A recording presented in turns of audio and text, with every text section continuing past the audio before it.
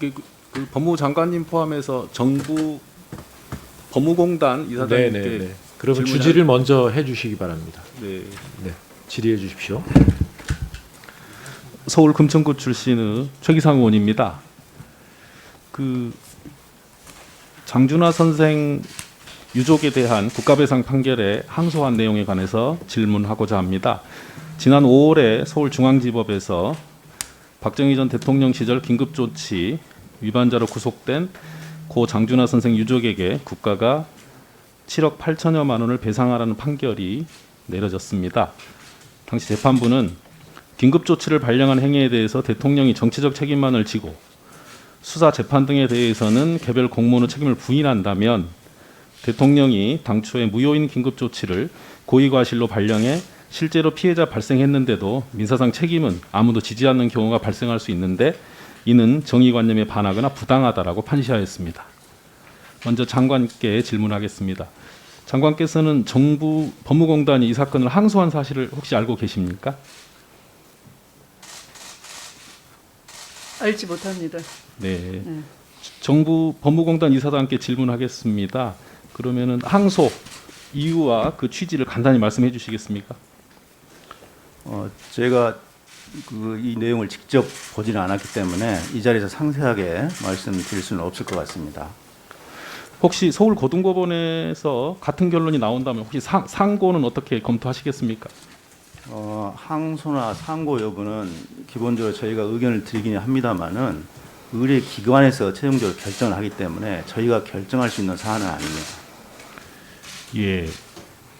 그 이 사건의 국가의 배상에 관해서 그 한평생 대한민국의 독립과 통일을 위해 헌신한 장준하 선생의 명예 회복을 위해 국가가 이행해야 할 최소한의 의무인데 정부가 배상 책임을 거부하는 듯한 취지의 항소를 하였다면 역사의 퇴행이라는 지적이 있습니다.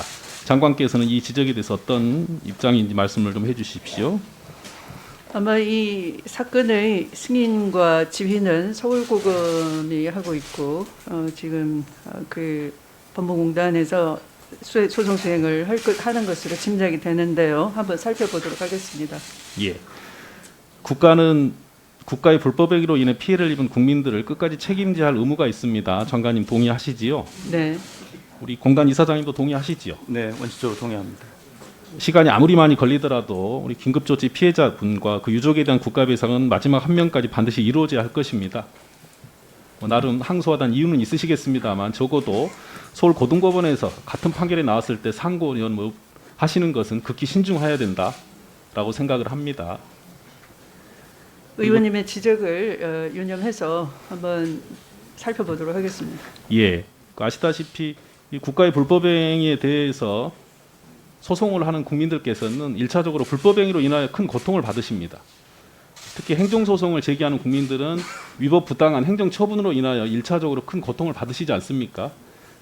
그에 대해서 행정심판 등 행정소송을 제기하시는데 1심에서 행정소송에 승소를 했는데도 항소하는 경우라면 두 번째, 세 번째 고통을 다시 국민께 드리는 경우도 발생을 합니다. 장관님 그 부분에 대한 지적도 혹시 어떻게 생각하시나요? 지금 이런 그 과거의 그 반민주 시대에 저질러졌던 국가의 그 과거에 대해서는 의원님의 그 지적이 타당하고요. 그 점에 대해서 형식적인 상고를 통해서 유가족에게 또 한 번 심적 고통을 안겨드리는 일이 없도록 살펴보겠습니다. 예, 감사합니다. 지금 법무부 법무실장님도 나와 계시지요? 예. 향후에 좀 국가 행정소송 지휘가 법무부로 일원화된다는 내용을 보았습니다. 현재 좀 준비하고 계신가요? 어떠십니까? 어느 정도 준비 상태신가요? 국가송무가 지금 검찰에 위임돼 있는데요. 그거를 동시에 법무부를 다시 이관하기에는 현실적인 어려움이 있어서 일단 올 12월 28일까지 행정소송을 법무부로 이관을 하기로 되어 있고요. 그 이후에 2단계로 국가송무에 대해서도 법무부로 이관을 하기 위해서 관계부처와 협의 중에 있습니다.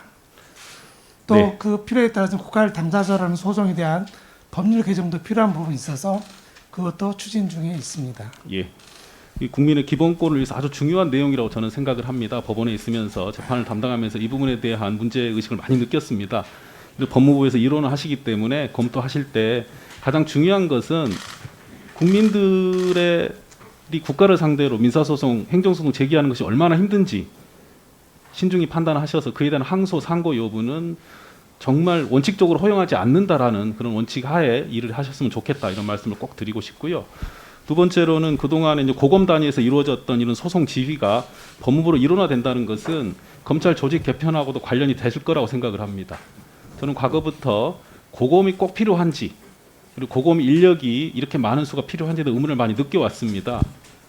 실제로 수사 업무를 진행하지 않는 많은 다양한 경력이 많은 검사들이 그만큼 일을 하지 않고 검찰에 남아 있는 것이 결코 우리 검찰과 국민들께 좋은 일이 아니다라고 생각을 해왔기 때문에요. 그분들을 일선의 수사 인력으로 재배치하시거나 아니면은 다른 방식으로 고검의 체계를 변경하실 필요가 있지 않을까 이런 생각을 합니다. 혹시 장관께서 관련해서 의견이 좀 있으신가요? 네, 앞으로 이제 검경수사권 조정에 따라서 1월 1일부터 시행되면 다양한 그 관점에서 직제 개편을 해야 되고요. 영장 심사에 대한 이의 제기권 이런 것들도 고검에서 어떤 역할이 있을 것이라고 보고요. 어떤 법률가로서 검사들이 역할을 할 수 있는데 이 고검이 거기에 대한 이의 제기가 들어오는 데 대한 판단을 또 걸을 수 있는 그런 역할이 있을 것 같아서 지금 지적하신 부분과 함께 포함해서 아마 직제 개편을 반영하도록 하겠습니다. 예, 감사합니다. 앞으로 실제로 잘 이루어질 수 있도록 장관께서 면밀히 살펴주시기를 부탁드립니다. 예, 이상 마치겠습니다. 네, 최기상 의원님 수고하셨습니다.